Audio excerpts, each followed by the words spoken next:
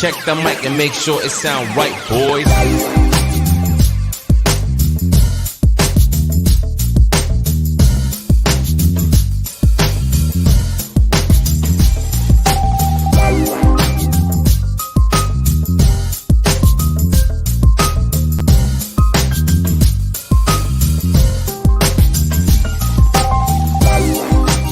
Welcome back to another episode of the Chad Smith Podcast. My name is Chad Smith, and today is Thursday, August 11th, 2022, and I'm joined, as always, by my two co-hosts from California. Please welcome Sonny Conway and Spooky Morales. Good morning. Good morning. Good morning, Sonny. Good morning, Chad. Good morning, chat room. What's up, chat room? Guys, we were trying to work out some technical difficulties backstage. I'm not sure if we figured anything out yet, but we were a little late, so sorry about that. He's back. Let's see if he can. Let's see if this works. Hey, Bill, can you hear us? I can hear you. Yes. We got you, buddy. Yes. We can hear you, too. What'd you do to fix it, man? I restarted the Awesome. computer. Everything? We had a guest that had to do it last Friday on the other channel on the other show. He had to reboot his computer and everything worked.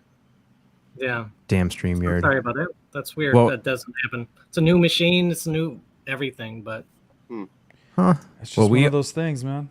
We Well, actually we did can go hear you. live before. We are live now on YouTube. So, ladies and gentlemen, this is Bill Konkolesky from Michigan. hey, And awesome to see that you're from Michigan because I'm also in Michigan. So it's cool that when I was reading your bio, I'm like, whoa, sweet. I can ask them Michigan questions. oh yeah, there's a lot of big Michigan UFO history. That's for sure.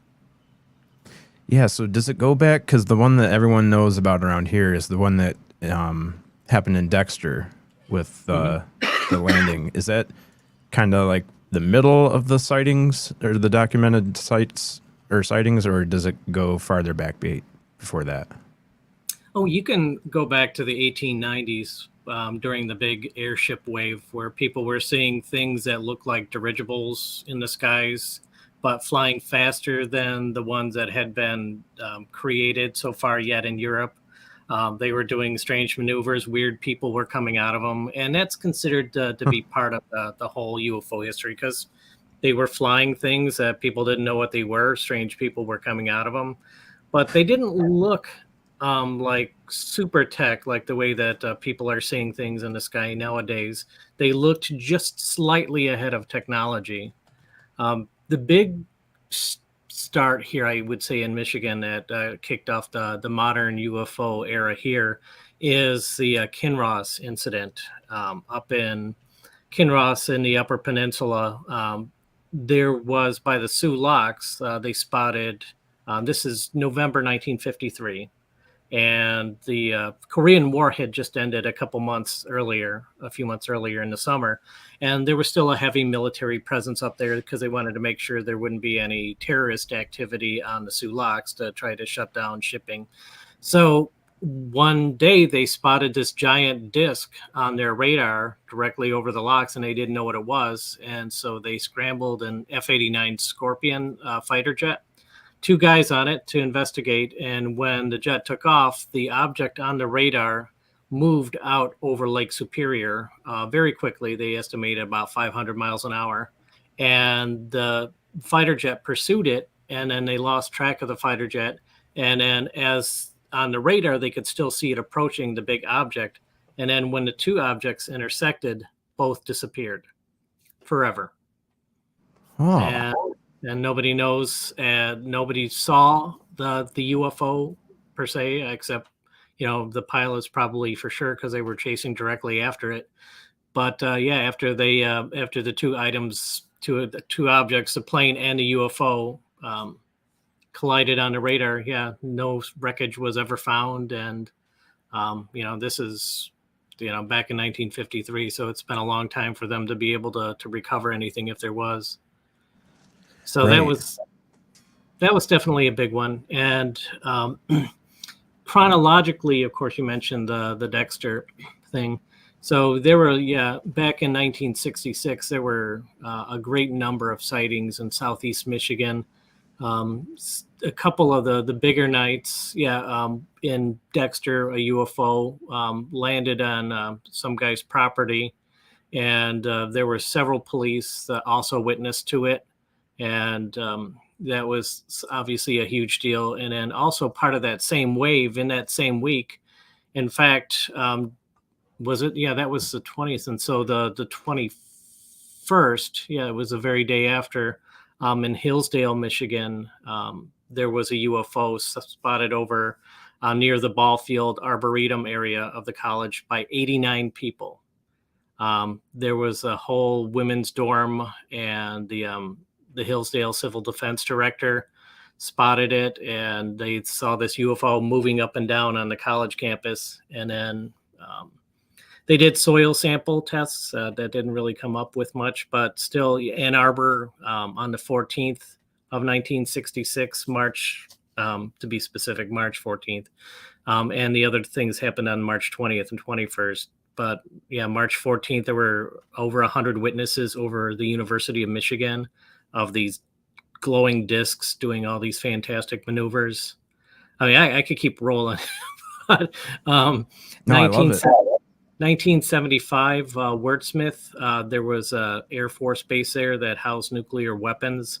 On October 30th of 75, a giant white disc descended over the base, and they didn't really have anything agile to pursue it, but they did have a KC-135 Stratotanker, a big refueling plane in the air at the time, and they had that approach the object. And then, so then that flew south into the crux of the thumb area, and the plane pursued it a little bit, and then they lost it when it got over the shore with the rest of the lights on the shore. And then the object came back, the disc came back and buzzed the plane and then shot off into the air. And then you say, well, what's scarier than a UFO buzzing an Air Force base that has nuclear weapons? Well, it happened 4 times over 2 weeks. Loring Air Force Base in Maryland, as well as Minot and Malmstrom Air Force bases out west, plus Wordsmith. All 4 bases with nuclear weapons all had UFO incursions. And then to top it off with the last real big thing that had happened in Michigan, we get reports all the time, but the last big thing was in West Michigan in 1994. March 8th, there were over 300 reported witnesses, people jamming the police 911 with calls about these discs that were being seen. Possibly the most dramatic moment, this family of 4 said that they saw a giant disc out in their backyard. The police came. Officer Jeff Feldhaus was the guy's name, and he's watching it along with the family. It goes over him and starts to go down south, and he hops in his car to go after it. At that same time, the National Weather Service sees giant blobs on their radar. Now, the National Weather Service radar isn't built to pick up air traffic. It's built to pick up weather. So anytime they see something, it's got to be very big on the radar. And then at the same time, the officer lost sight of it. The National Weather Service guy also said it blinked out. It looked like it flew west over Lake Michigan at a speed of several thousand miles an hour. So that was, yeah, I mean, those are the big hits. Yeah. Thank you for, yeah, that was awesome, man. The one that I wanted to pull back on, the one that happened in Dexter, that's the one that, was it J. Allen Hynek was the one that was sent out to investigate and give like a summary of what was going on there. And he's the one that said, you know, he brought up the swamp gas theory. Yeah. So he comes out now. Project Blue Book had started in 1952. He was their chief scientific advisor. And so he's a natural to go to whenever there's a big UFO event. He also just happened to be from Chicago as well, so it was easy to get him over. And when he came and did his investigation, he was told up front, under no conditions should you give any impression that anything anomalous is happening. And we know this because, and he went on to say this repeatedly after he was no longer with Blue Book. And so he sort of poked around a little bit, talked to a few people. March 25th of 66, he gives an an interview at the Detroit Press Club. You can still find this on YouTube. There's video of it. And he said, yeah, like you would think, why would an alien species, UFO, whatever, come all these miles just to land in a dismal swamp somewhere? And he goes, and that's probably what people are seeing, marsh gas or swamp gas. And of course, that's what everybody glommed onto. Like, oh my gosh, the Air Force says swamp gas is the reason for this. So an interesting thing happened because of it. Already at this point, Hynek was convinced that there was something to this phenomena, even though he was sort of the key debunker that the Air Force put out to dismiss it. And he was really embarrassed that the swamp gas tag was firmly planted on him now that he was the one that said it. So at the same time, all the media is jumping all over this swamp gas. And so what people did at the time were what people do whenever they're upset with the government, in this particular case, the military/government, they write their congressman. And so Gerald Ford happened to be a congressman in Michigan at that time and was receiving calls and letters and visits from people saying, you got to do something about this UFO business. So he writes a letter to the Armed Services Committee and says, it was really eloquent too. The American public deserves a better answer about this phenomena, and we should have an open hearing on UFOs. And they did. So it was April 4th, I think, maybe April 5th of 1966. I think it was the 5th. They had an open hearing, one-day open hearing on UFOs. They called Hynek in, and he was trying to think of some way to crawl out from under the rock he was now under. So he said, well, if you don't like what the Air Force is saying about UFOs, why don't you have a civilian group look into it? And the Air Force said, that's a great idea. In fact, we'll pick out the civilian group for you. And they did. They put together a civilian group led by the University of Colorado. Edward Condon was the head of the study, and they basically audited Project Blue Book and said, yeah, we agree there's nothing to this UFO phenomena.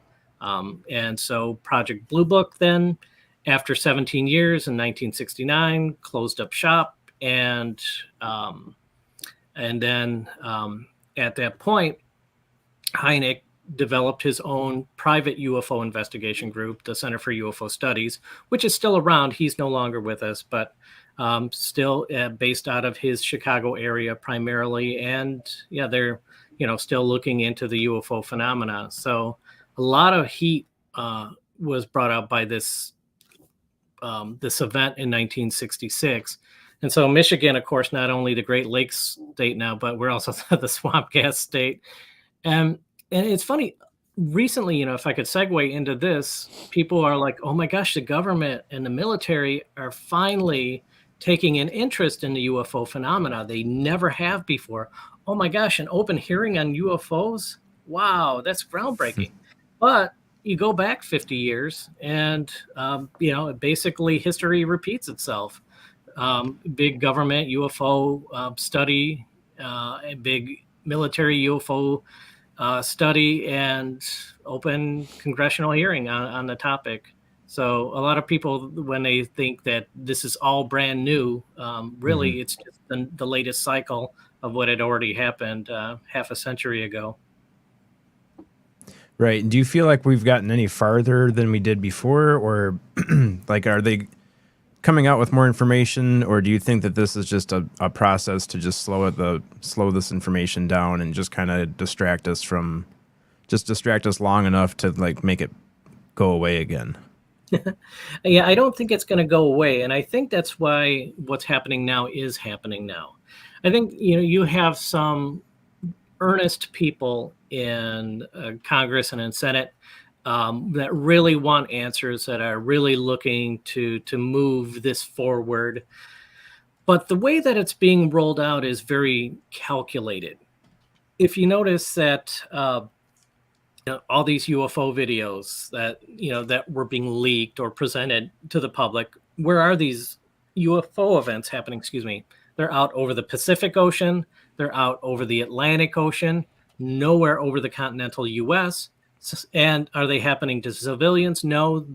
This is a military interaction with UFOs, again, out offshore. So I think they're just testing the waters, excuse the pun, I guess, in this case, to see how the public responds to this. It would be far different than they said, a UFO landed in Detroit, and they have video of that. They probably have video of UFOs all over the continental U.S. already. They're just slowly dripping this out because more and more these days, people are actually catching good UFO videos on cell phones. Most of the stuff that you see on social media is still garbage, but some really good stuff that's been vetted is being submitted to groups like the Mutual UFO Network. And I've seen some fantastic video from very credible people. So this phenomena is being more greatly documented due to the internet. People, like-minded people who want further serious study into this are now able to better network. For the media, it's become a lot more difficult to sort of laugh at this phenomena now. You see that there's a lot of newscasters taking it more seriously, I think, due to the big volume and the way that science is also catching up, which is, say, like the Webb Space Telescope that just went up, following the Hubble and the Kepler prior to it, catching dynamite visuals of outer space, finding planets out there amongst our galaxy that are potentially habitable. And so it becomes more and more likely that there's life out there in the galaxy. And people are getting better organized. You can't just shrug this off anymore. You can't just you can't dismiss it. You can't make it go away. And because of that, I think the government is trying to get ahead of the game. Mm-hmm. Because if some indisputable UFO evidence happened tomorrow that the entire world has to say, okay, I can't pretend this isn't happening anymore, then where does that leave the government? You would say, hey, government, did you know anything about this? And as it would have stood a couple of years ago, they would have been like, no, we didn't know anything about this, which makes them look bad. But now, they do know, obviously. They do know a lot. And by doing these open hearings like they've recently had, the report that they had last year, they're very slowly rolling out that they're taking this seriously, that they know something, that they're on the side of the people, so that when maybe give it another decade, when indisputable evidence maybe appears, then the government can say, yeah, we were on top of this. Remember all these years of reports and hearings and everything? Yeah, we're on the cutting edge of this, and we're all in this together, and we're on your side. So I think it's just a public relations effort that they're doing now. And I guess it's better than nothing, but because otherwise it would have been rough times for whoever's in office at the time that disclosure breaks. So this is kind of softening the blow for when that ultimately happens. I think that's what's going on. Yeah, Spooky. I was just reading your body language. It looked like you had something you wanted to ask him. Oh, I was just going to say, Bill, you're making some amazing points. I mean, this is brilliant. You got so much knowledge behind you. The only question I was thinking, and you actually were thinking exactly what I was starting to put together.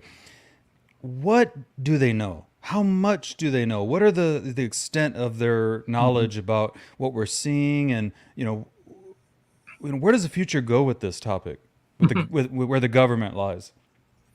Right. And unfortunately, it's not a simple thing. When you see people like Kristen Gillibrand or Marco Rubio saying, yeah, we need UFO disclosure, I really think they don't know the depths of what's behind some of these locked doors in government. The black budget is a real thing. Billions of dollars are being spent on who knows what. You see, I mean, if things like the HIMARS missile is, something that it is the cutting the the most cutting edge thing going, you had to think, well, where then is all this, because that was a fairly public project for the best that I can tell, compared to things that they would keep absolutely secret. So I mean, what are the things that they're keeping absolutely secret? And it really so much seems to point to that there is some sort of novel exotic technology that they're working with. And so I think there was, the person that was the director of intelligence. I remember several years ago, he requested access to some of these black budget projects, and he was denied. And so he's like, if you're going to deny me, who has access to these things? And so there is a level of secrecy behind the doors of the people that come in and get elected for a few years and then move on with their lives. They can't tell every elected official a lot, because then they go back and they're private citizens again, and they can feel free to spill the beans if they see something that they saw that is top secret. And so very limited people certainly have access to this type of thing. And I think that there's a couple probably key reasons why such secrecy is being held.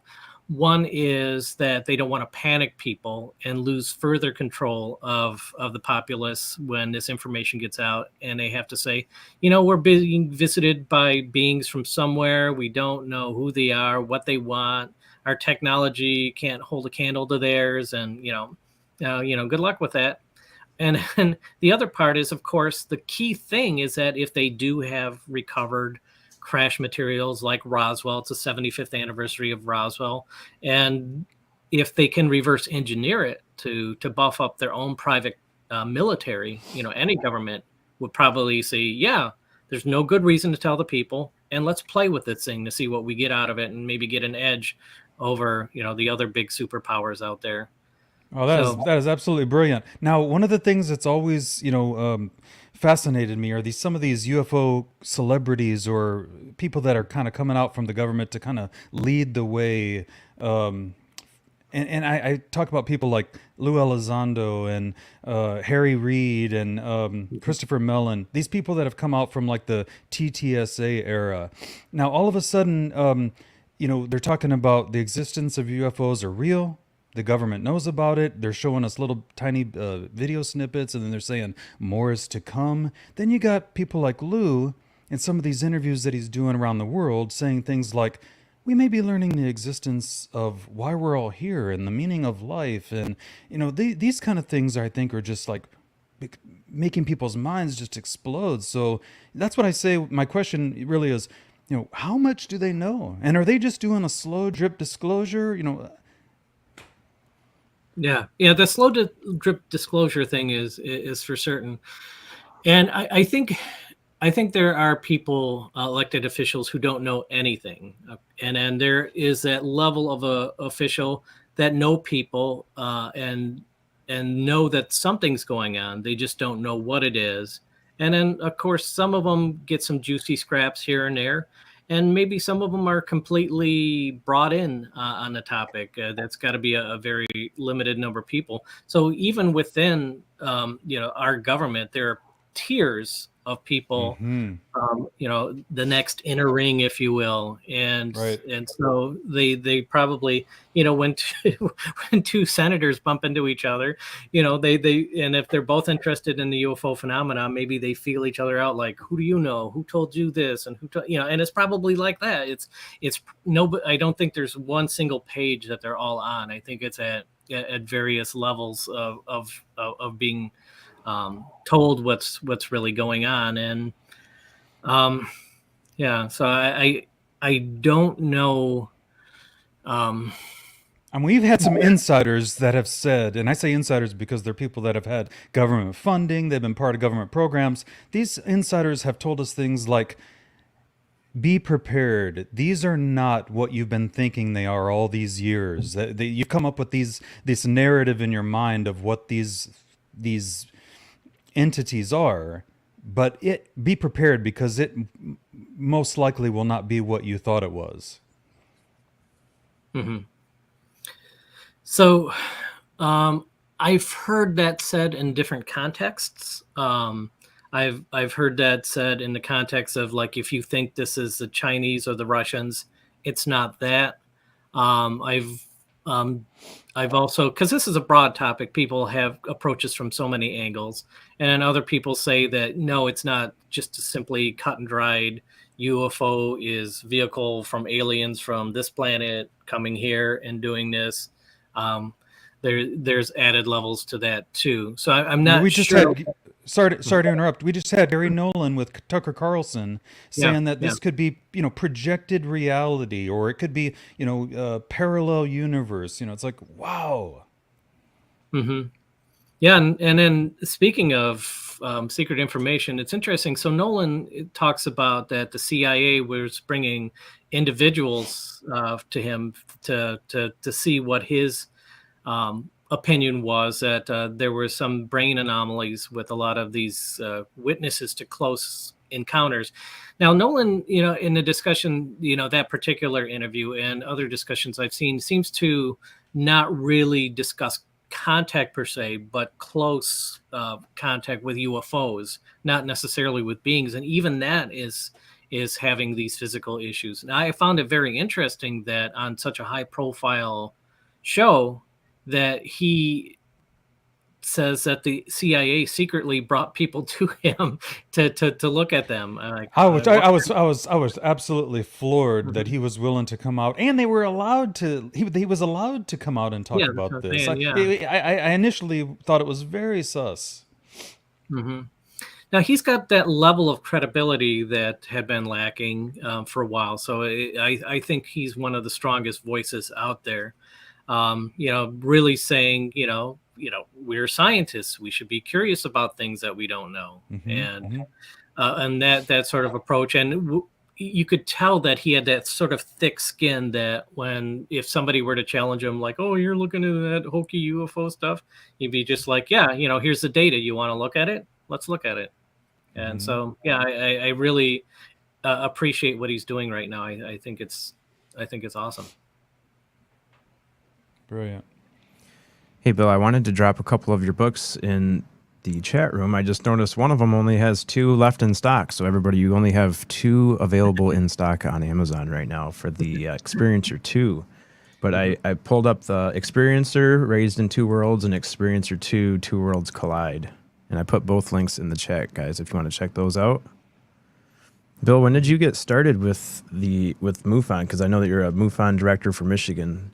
Mhm. So when did that start, and how did you get interested in that project? Okay, so in '89, me and I'll have to say I have a lot of personal experiences directly with the phenomena, and hence the books are autobiographical. And a lot of what I'm going to say here is covered in there for more detail if anyone's interested. But in 1989, I was a high school senior. Me and 2 buddies were in his Chevette, one of my friend's Chevette, waiting outside the house of this girl we were waiting to get off from work. We were waiting at her place. Nothing creepy. She was a good friend. So, I was about to ask, what is a Chevette? It's not a Corvette. It's not a Sorry, man. Chevelle and it's not a Corvette. Chevette. Okay, it's a car. Got it. It was Chevy's version of a Yugo. Yeah, that's probably about accurate.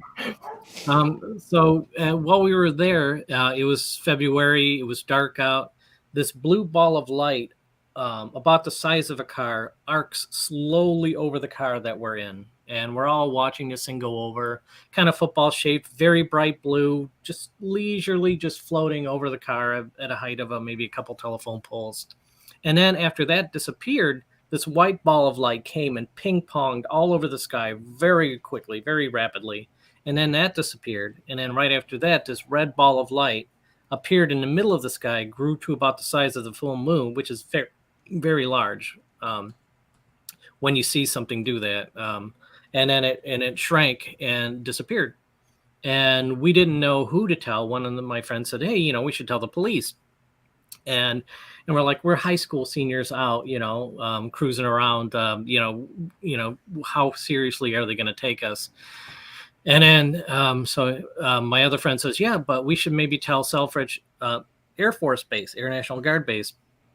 And I'm like, okay, so you're not going to tell the police, but we're going to tell the military? I'm like, I don't know about that. And so we didn't know who to tell. The next day at work, come to find out, a coworker of mine saw something that the previous night as well. So things were getting very interesting, but still didn't know who to tell. And a few years later, a friend who was from the Chicago area says, hey, you know, there's this group here called the Center for UFO Studies. Maybe you could tell them. So on a visit out there to Chicago, I stopped in their office and saw this guy, Mark Rodiger, and said, hey, you know, I saw this thing. And he's like, oh, did you tell your state MUFON chapter? I'm like, MUFON, what's that? Never heard of it. And so he gave me the contact information for the then state director, Shirley Coyne. I came back. This was 93. And I told her about that sighting and other things and was impressed and stayed on board ever since. So I've been a member since 93. And then, in 2004, became the state director after years of doing things like I did the International MUFON website for about 5 years. Besides field investigator, looking into UFO cases, did newsletters, all sorts of volunteer things. And then from 2004 on, I've now been the longest standing Michigan state director. Most state directors, if they make a good go of it, are maybe doing it for like 4 to 6 years. I just happen to be able to keep going with it. So, never. Yeah, that's excellent. So how often do reports come in? Is this something that's happening on a daily basis, or is it like a monthly basis? I would say about every other day. Michigan gets about 200 cases every year, just in Michigan, just Michigan MUFON. Wow, and that is surprising. And it is pretty consistently spread out across the year. Mm-hmm. If you're going to ask where a UFO hotspot is, it's always a population center. People always assume it's just some weirdo out in the middle of nowhere that sees things. But no, where there's more people, there's more sightings that come in. And do you think it has to do with the lakes? No, other states have high volumes of sightings too. And to answer the question specifically about a correlation to the lakes, a bunch of years ago, was it the Travel Channel? I forget which channel it was. They were doing a UFO program in Michigan. It ultimately became the show Uncovering Aliens, I think it is, the episode. So they had asked me, do I think if there's a UFO base under Lake Michigan? And I said, I've heard that, I guess, occasionally, but nobody really thinks that. There doesn't seem to be any evidence to support it. Sure, things disappear over the lake because it's a big body of water and things disappear in lakes and things like that. But there hasn't been like this sort of smoking gun where somebody sees this giant craft coming up or out of the lake directly. Even in 1994, when those UFOs shot west over Lake Michigan, they didn't appear over Illinois or Wisconsin or Indiana. They did disappear, but who knows if they went up or down or whatever. And if you want to say that that's potential evidence that there's something under the lake, I don't know. But so they ask, well, can you look to see how many UFO sightings are on or near Lake Michigan? I said, yeah, I can do that. And it was a big year for us. It was a very big year. This was 2014, if I remember correctly. And there was 412 sightings. And the reason for that was Chinese lanterns or sky lanterns, whatever you want to call them. They were a big fad at the time, and nobody knew what they were. And so, you can take a candle and a little plastic bag, and you have this instant little hot air balloon, and people were seeing them in the sky and mistaking them for possibly flying saucers. The lights would flicker because it's a candle, and people would say, oh, the light was strobing. And if you see 3 of these flying through the sky, people would say, oh, look at it, it's a triangle, things like that. And so we had a ton of sightings. And so when he asked me to look through a year's worth of sightings, I'm like, okay, there's a lot here. So I came back and including the sightings that were on the shore of Lake Michigan, just nearby, and stuff over the water. I came back and I said, well, there were 4 sightings last year on or near Lake Michigan. And he's like, oh my gosh, there is a base. The producer of the show. And I said, well, put into context, out of 412 sightings, that means just under 1% of our sightings were on or near a body of water that borders half the state. So, Yeah, so that's true. I mean, you have to take into perspective how large that body of water is. It takes the whole. I was just looking at a list. I think it's from the National UFO Reporting Center, and it puts Michigan at number 39 across the country of UFO hot spots. And I was really surprised because, you know, I hear so much about Michigan-related UFO sightings and talk about UFOs.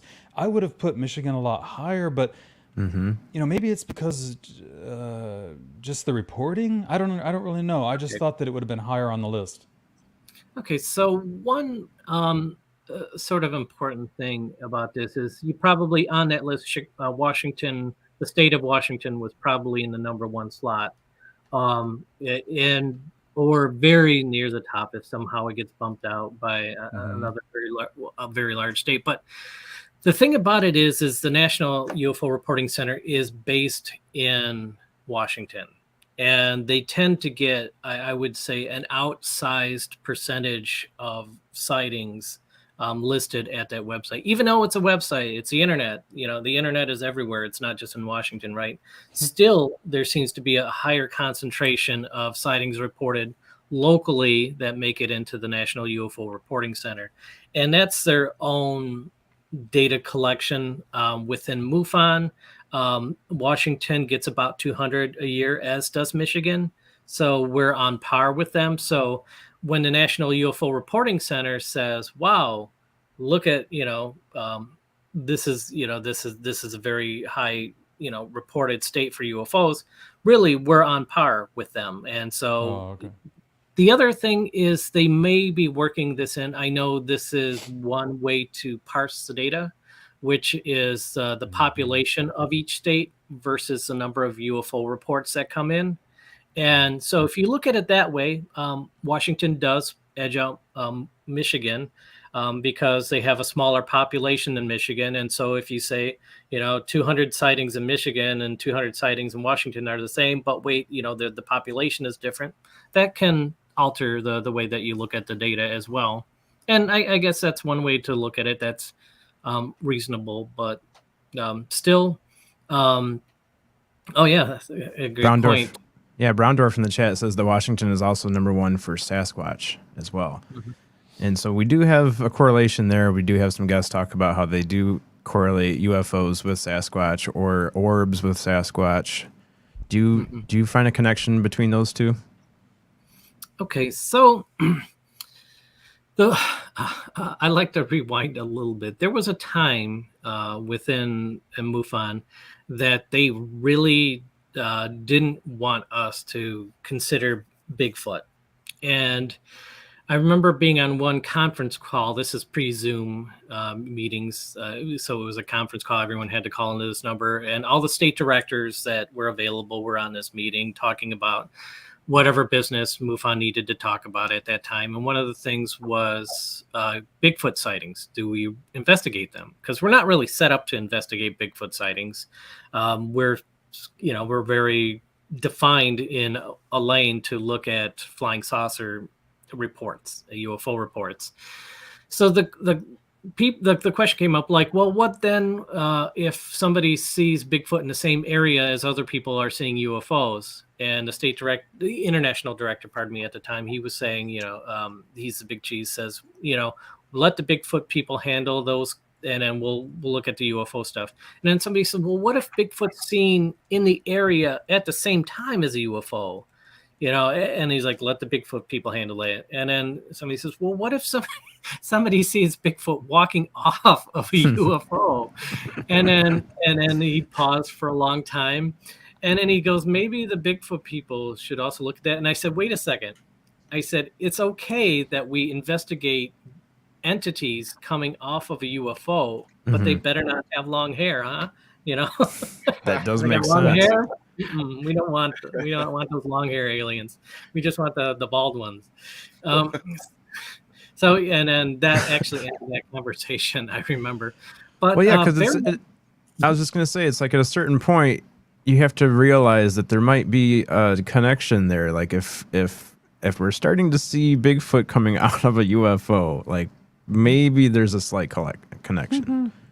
Yeah, and very recently, just a month ago in Denver, Colorado, we had our big annual convention, the Michigan Symposium.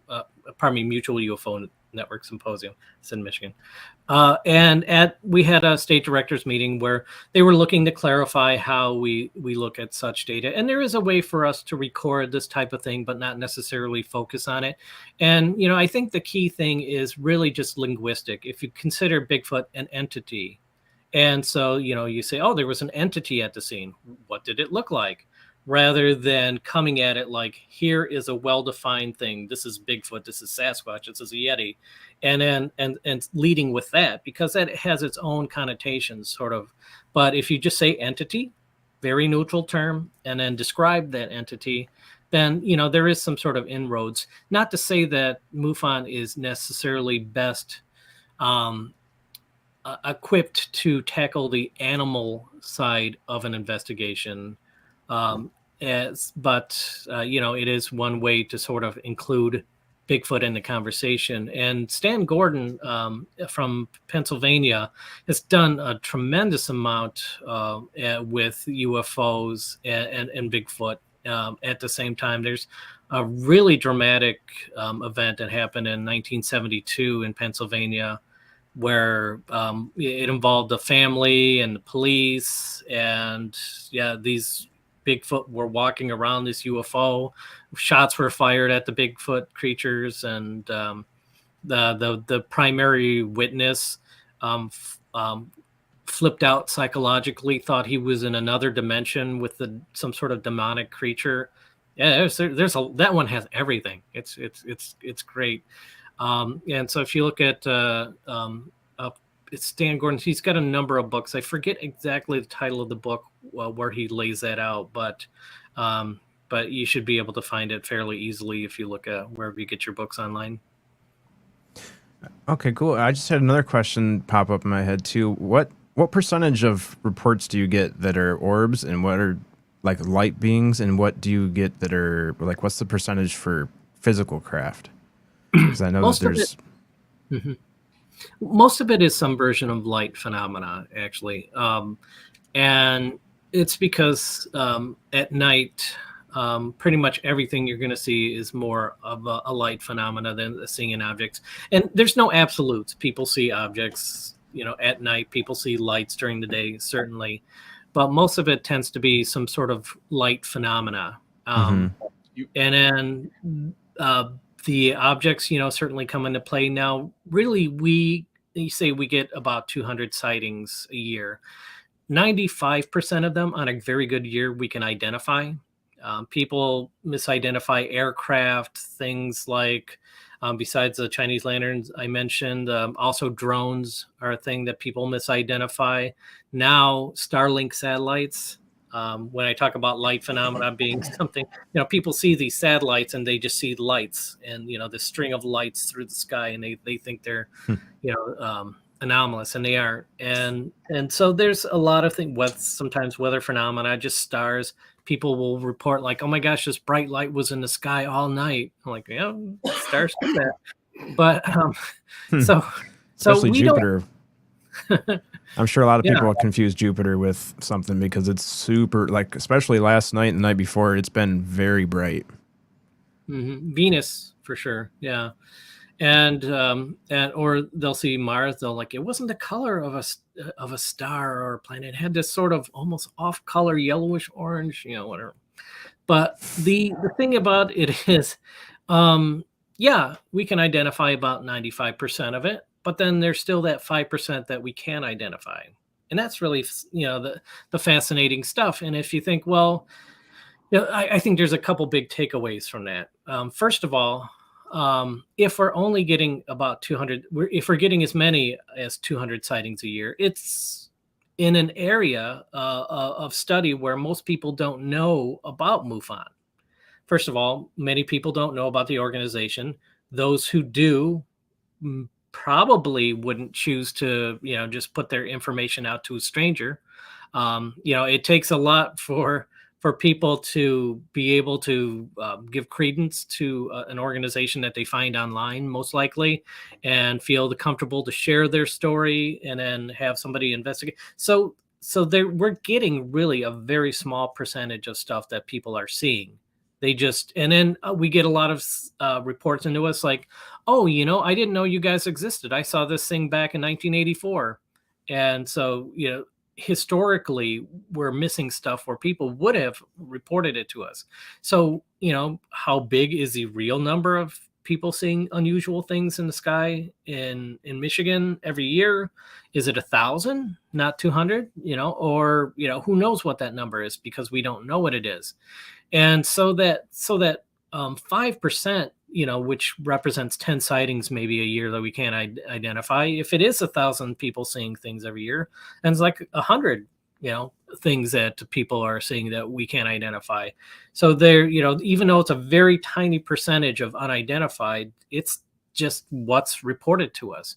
The other thing, that a great quote from Stanton Friedman, the late Stanton Friedman, big UFO researcher, investigator, and proponent of getting the information out. He said once, I think it's a great quote. He goes, all it takes is one. All it takes is one of these sightings to be legit, and there you go. Case closed. Yep. Something's happening. Yeah, when you're getting 200 a year just from one state, it's like there's definitely something going on here. There's organizations built around it. There's books, movies, radio shows built around it. It can't just be there's got to be something to it. So that's awesome that you're putting so much time and effort into it. And you said that you're the longest running director in Michigan, right? Yeah. Ohio had a director, Bill Jones. I think he was 22 years, something like that. So I'm not the longest ever in any state, but maybe, I don't know. Could still be going since '93, right? So that's a while. Oh, as a member too. Another little fun fact. So I attended my first MUFON meeting in September of '97. And we have meetings in Michigan about 4 or 5 times a year. Now it's 6 times a year because we supplement it with Zoom. And I have never missed a meeting since my first meeting.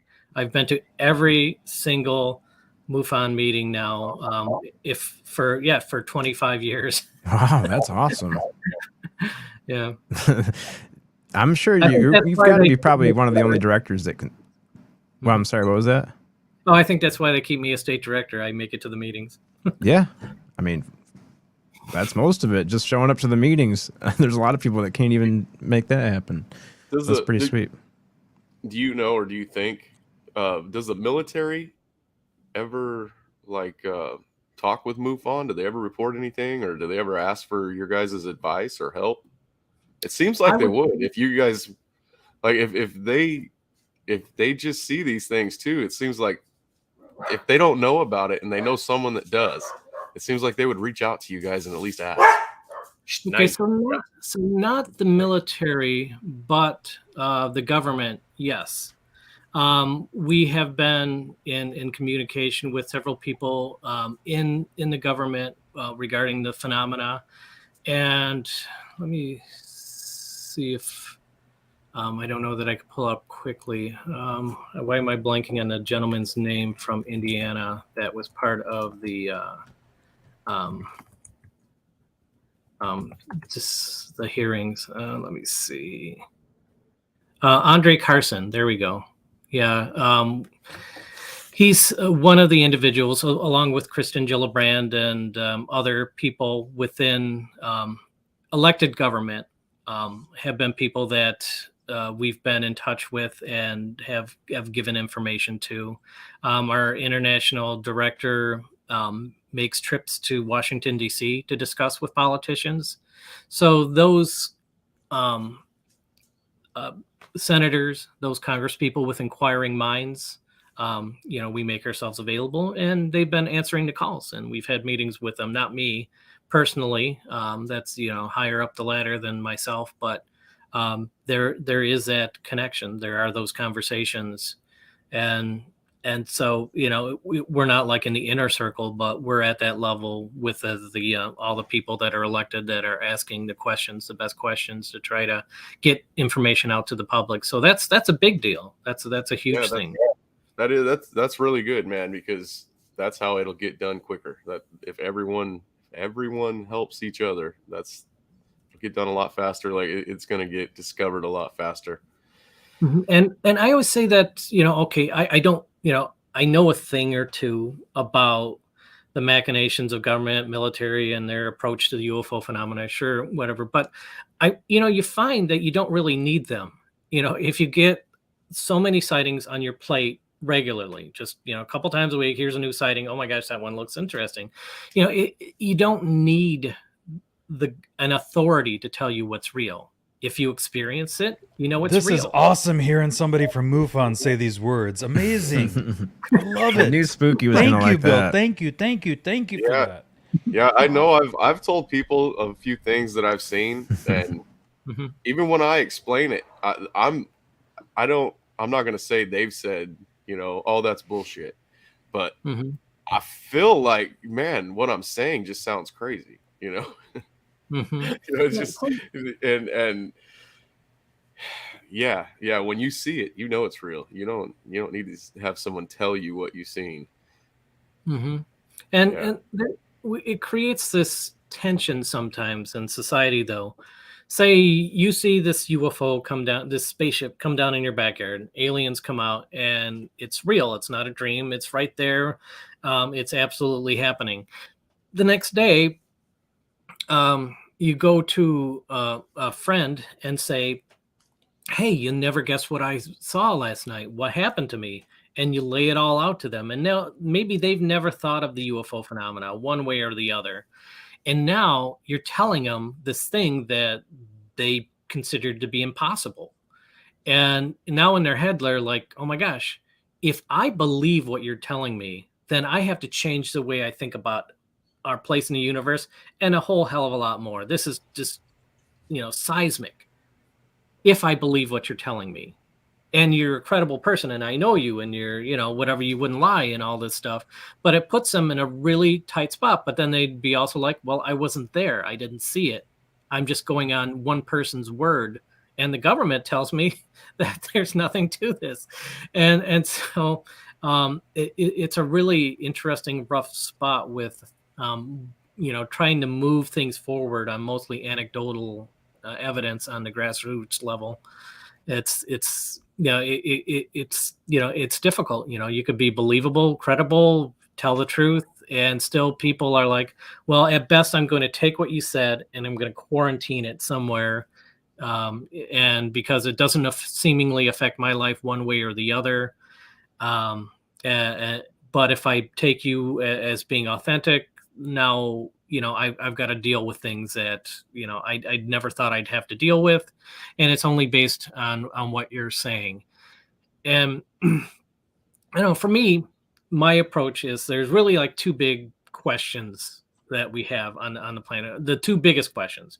One is what happens after we die, and then the other is are we alone in the universe? And I'm like, so why not? Why not delve into one of these great questions and see how far you can get? Well, I knew it was futile to try to get confirmation or from government when I saw things that other people didn't, or other people saw things that I didn't. It makes me, come to the idea that these experiences could be very personal and individualized for each person. Mm-hmm. Yeah. And certainly it's okay, because we got to start off with what we know about the aliens saying, they're visiting here. First of all, somebody's visiting. That seems to be pretty clear.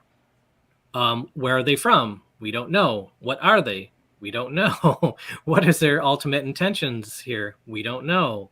And, after decades of real intense study of what's going on and collecting all of these cases, what you get is, you talk to one experiencer, another, somebody who's had a contact experience, or oftentimes several, and you get different interpretations. You get different aspects. There is a spectrum of things that happen, and responses from the people that it happens to, and it makes it very subjective, very intensely subjective, because when you go in, every time a fresh person having this type of contact experience, there's sort of a general agreement of what the beings look like.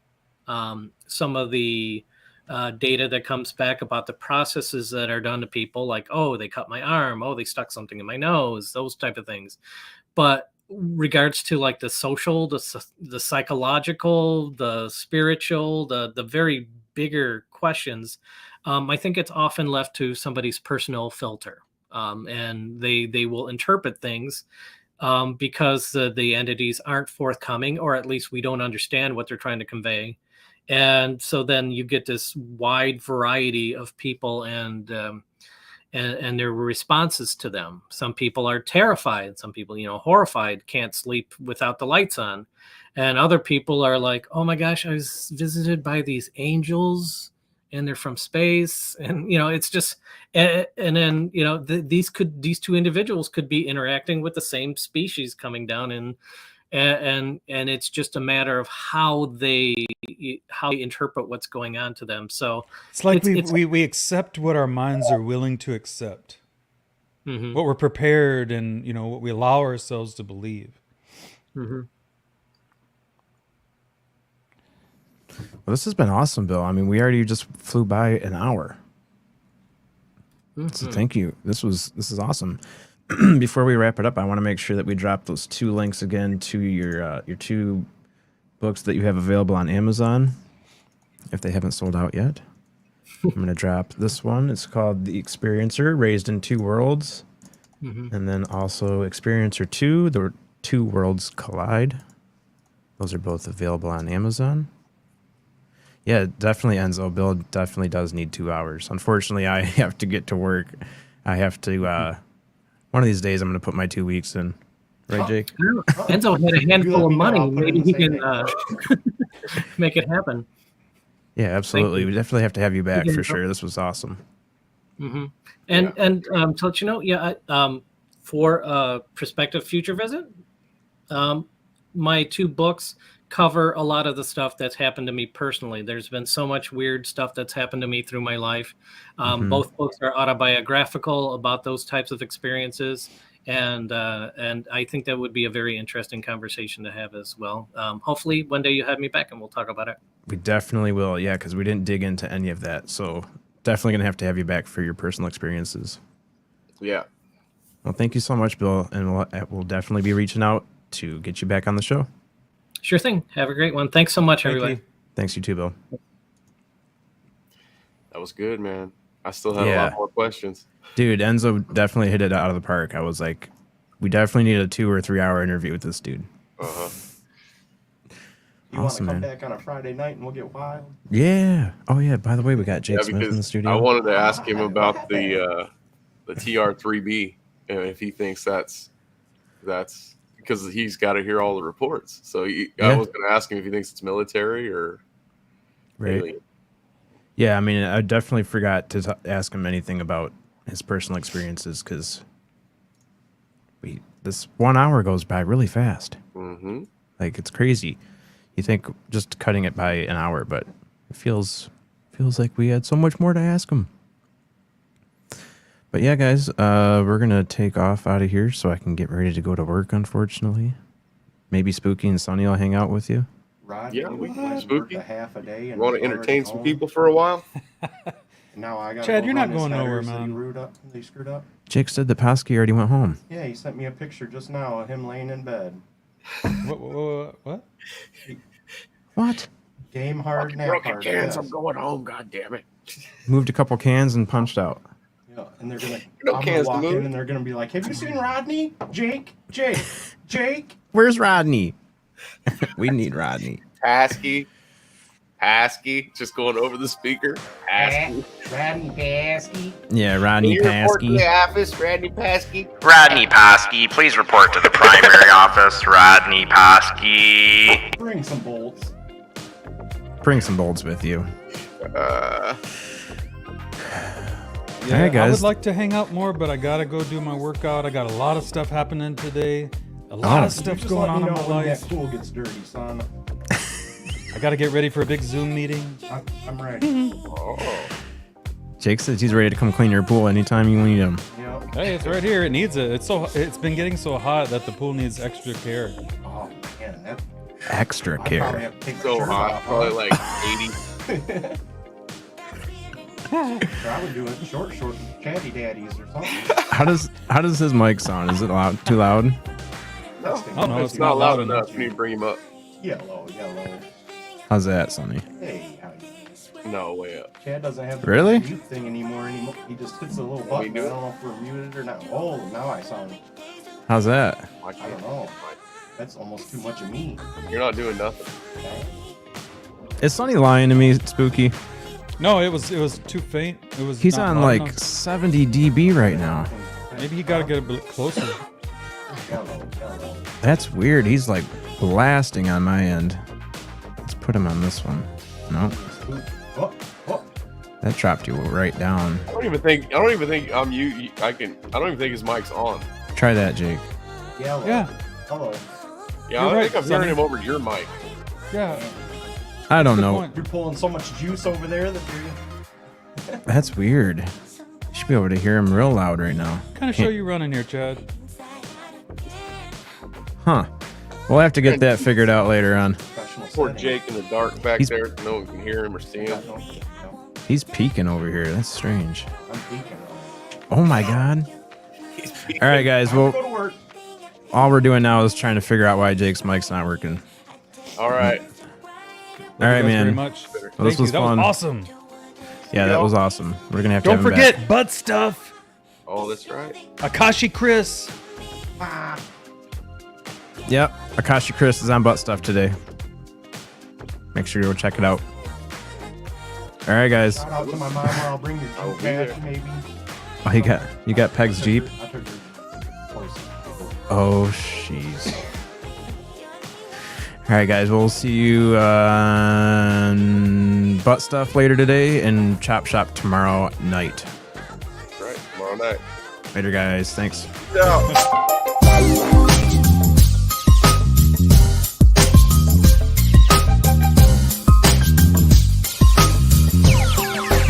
It sound right, boys.